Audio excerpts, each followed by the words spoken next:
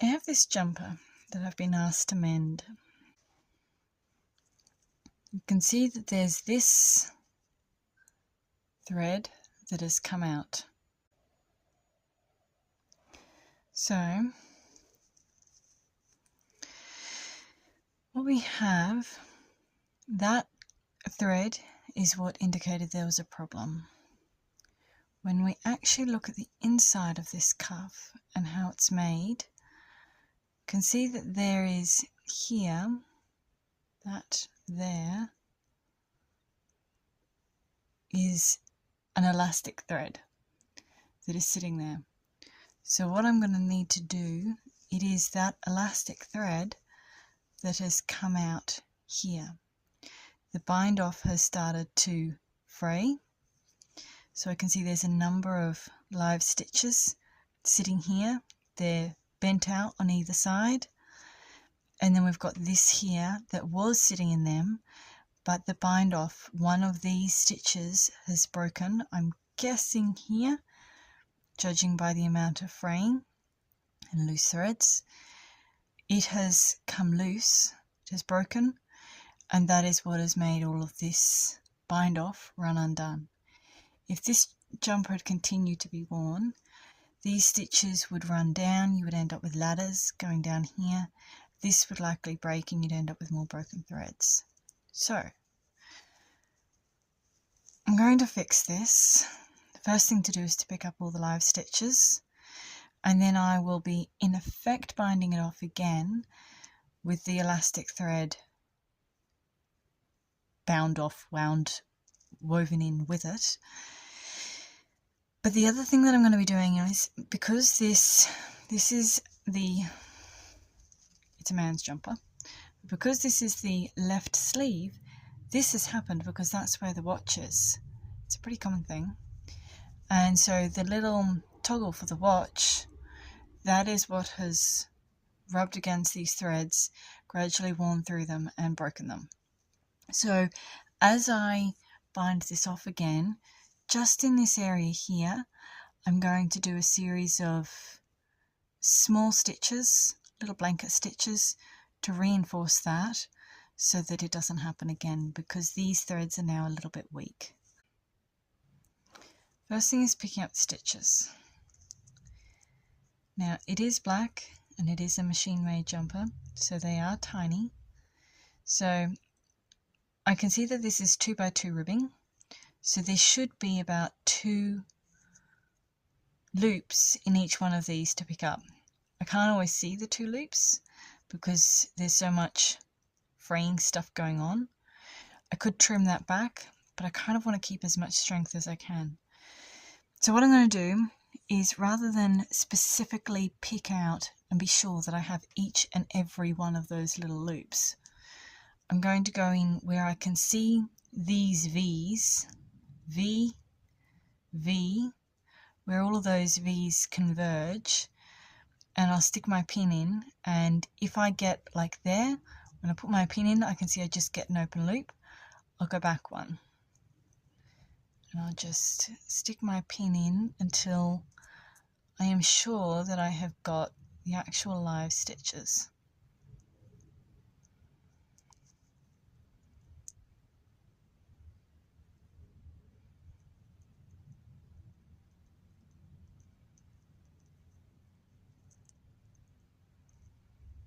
So I've got one there, I've got one there. I'm doing them one side at a time. One there,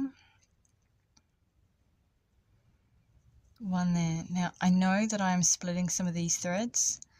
That's okay, I'm not bothered about that right now, because this is just to pick up these stitches and to stop them running away anymore. I'm just trying to pick them up from one side of that V where I can see that there is security. So there we go, I have one side of those V stitches picked up. Now I'll do the other side. So picking up one side of these V's, making sure that I am getting the actual live stitches on there. Only picking up this side of the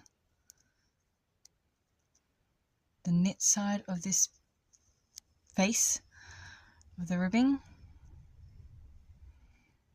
The pearls I've picked up as knits on the other side.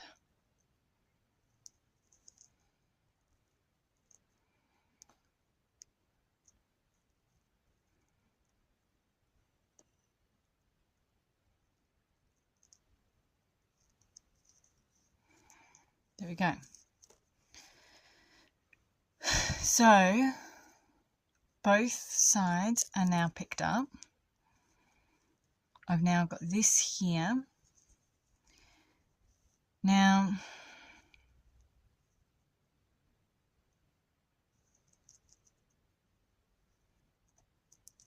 just having a look at how it has been bound off.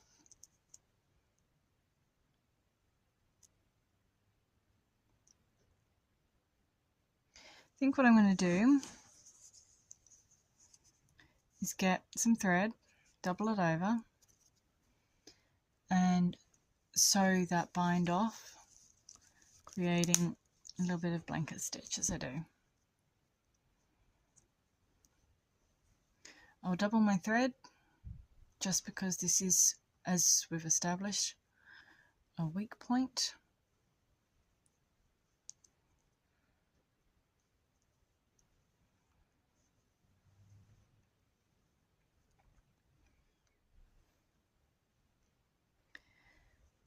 And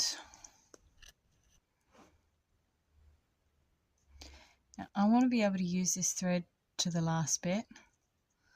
So I'm going to thread it on one side and bring my needle down to the center and use my thread doubled that way.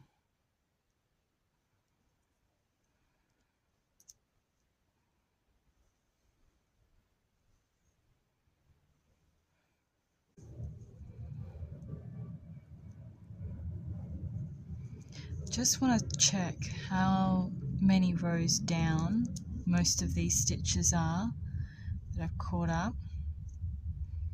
When I look at this, so to gauge how many rows down, let me turn it around.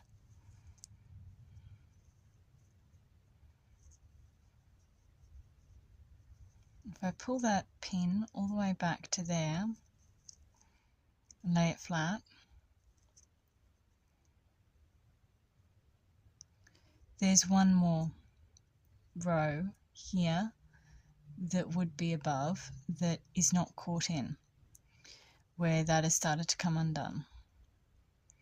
So if I don't do something to extend that one more row, then it may end up with a slight dip in it, which would be apparent from the other side. So just check on the other side whether that's the same on this side.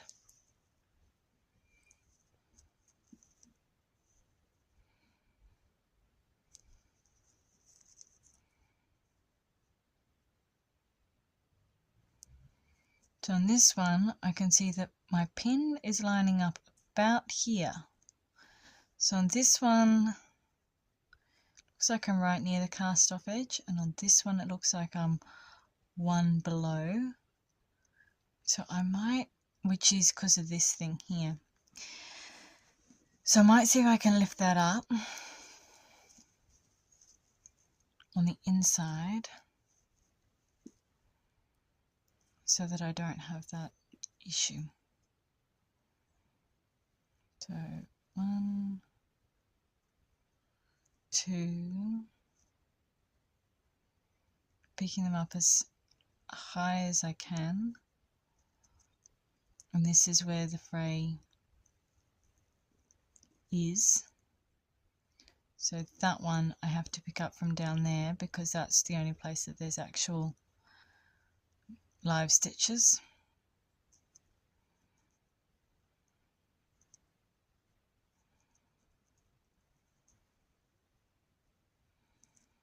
There.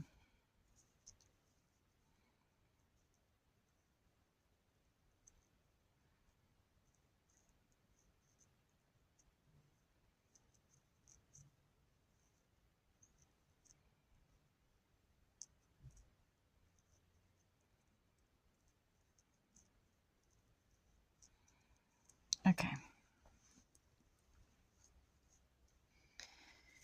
Now to sew it.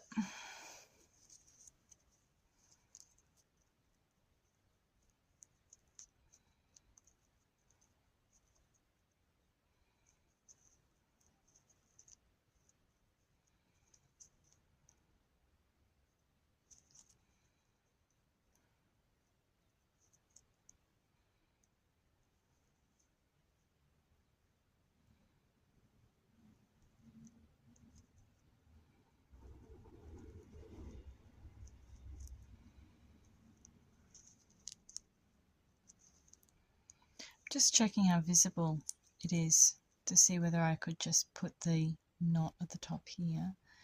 And when I tuck my end in like that, I'm not pushing it all the way through, because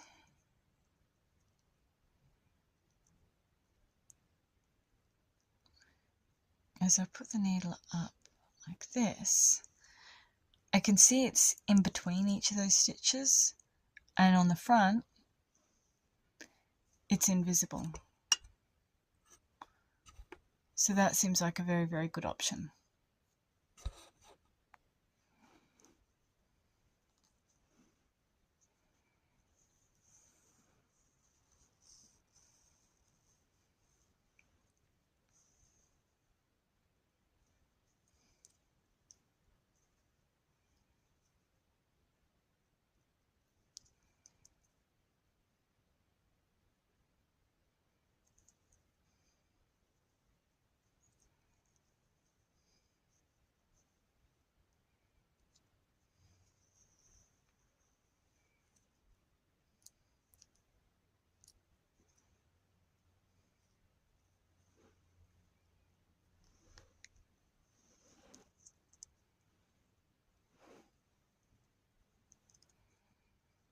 Okay.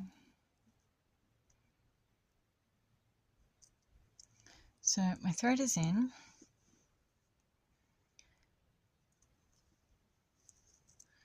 Now I'm going to work my way over, just checking where it starts, and it starts, the fraying starts here.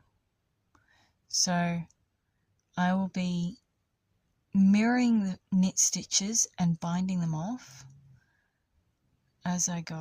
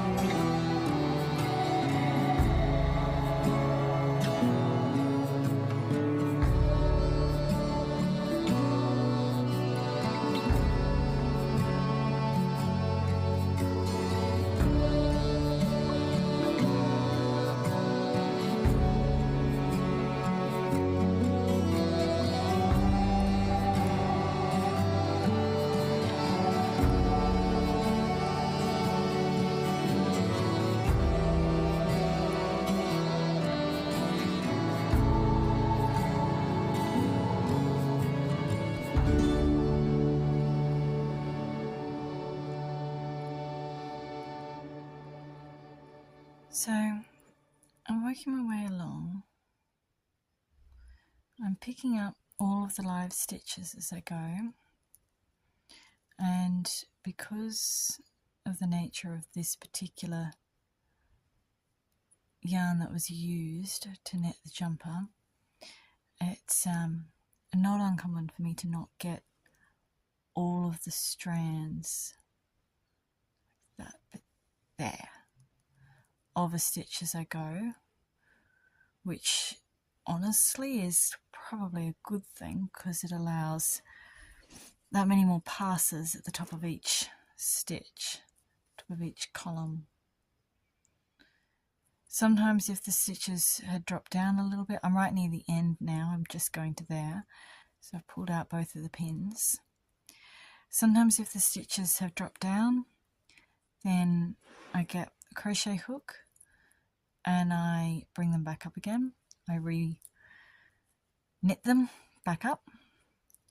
But if it's just the bind off that is missing, or if it's just the very tip of it, like in that first row or two, I'm usually not reweaving them, because apart from anything else, the thread at that very top level is so frayed, there's not a lot to actually re-knit it with.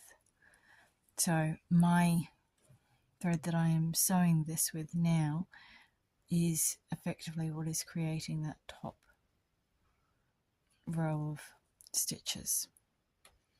So I'm just working my way along,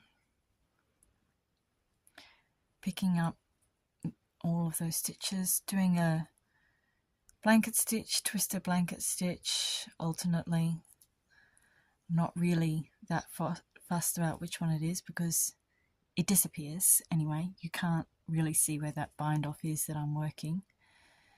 And if the twisted one in that moment, wrapping it around is what happens, it's not a bad thing for it to have a little bit extra strength and to effectively have a whole series of knots all along the top here, given the fact that that is a weak point, due to the fact that there's the watch that regularly wears along there.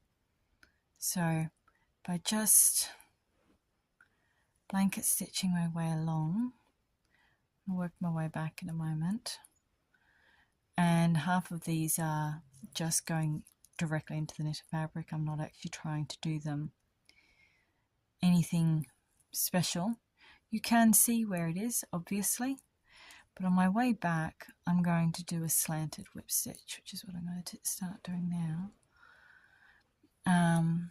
which should hopefully help it blend in just a little bit more to the weave of the fabric, because the outermost line is going to be slanting.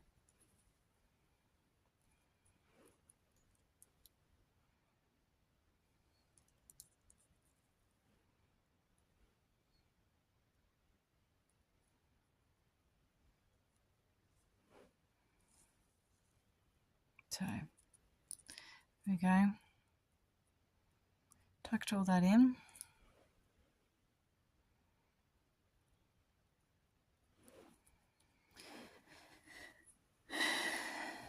Now on my way back I need to make sure I pick up that stitch there. It's one that just slightly got missed.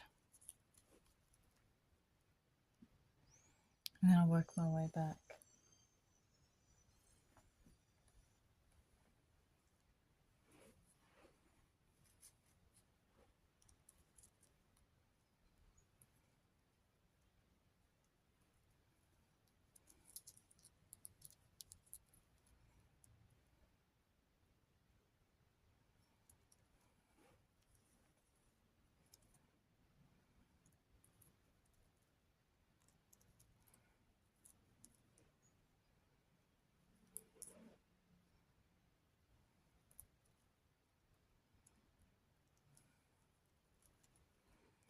I'm trying to keep these stitches a little bit loose, not too loose so they don't catch, but I want these to mimic the look of the net. So I don't want to pull it taut. I want it to just create a little row of sideways worked stitches.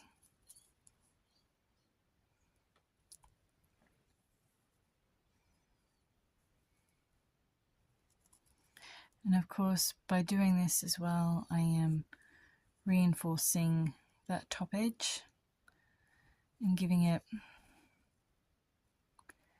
if you can see that, giving it just a little bit more of something for the watch strap to sit against. Now this is my misstitch, so I'll just pick that one up and keep going. Oh, not in the thread.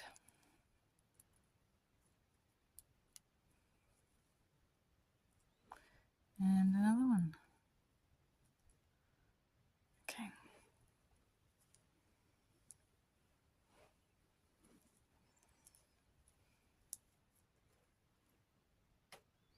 Doing this as well should hopefully make that edge disappear into the edge where the actual bound off knitting is. Catch that edge there so that it's not as apparent that it has been darned at all. Obviously you can see it has been darned, but you're just trying to minimize that and keep the stretch, which we have.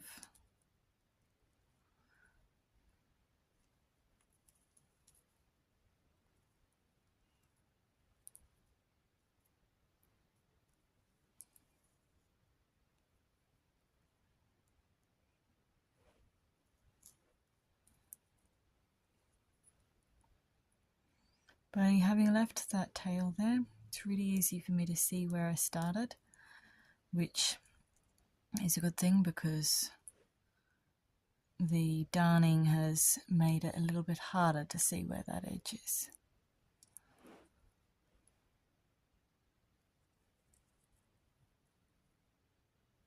So you know you've done a good job with your darning. I'll just do a couple over the actual normal knitted bind off.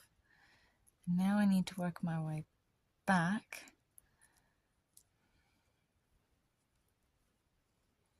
because there's a couple of loose threads that I just want to secure down. So we have this one here, which I just tuck down.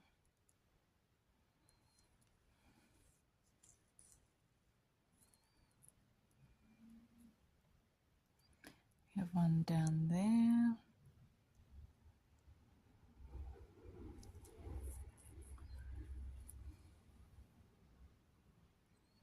Which I'll just pull down.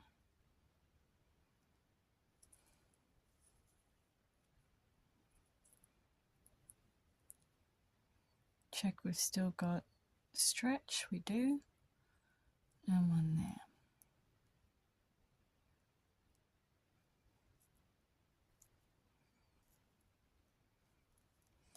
And doing that horizontal line mimics where the line of the elastic is as well.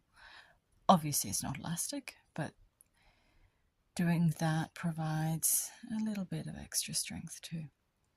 And then I will knot it.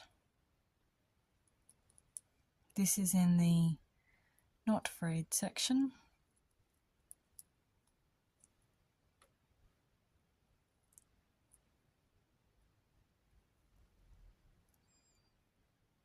And make my end disappear.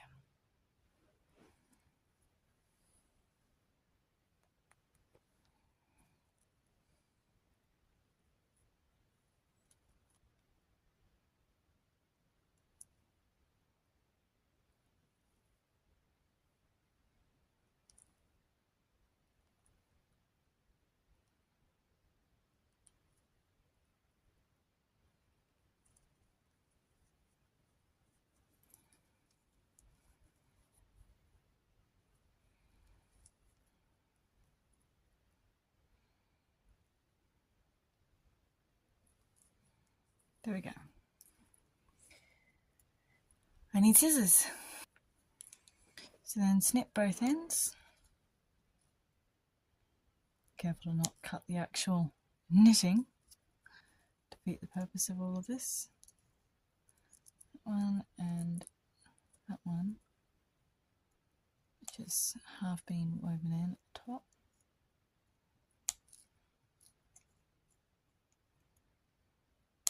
There we go.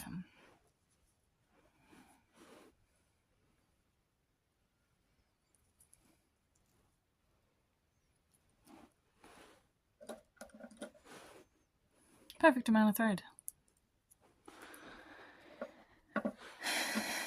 And voila, one mended cuff. Doesn't sit quite the same as the rest, has a slight kink to it, but that will block out. I'll give it a little iron, give it a little wash, and that ribbing will smush back in on itself, so it will sit like that again.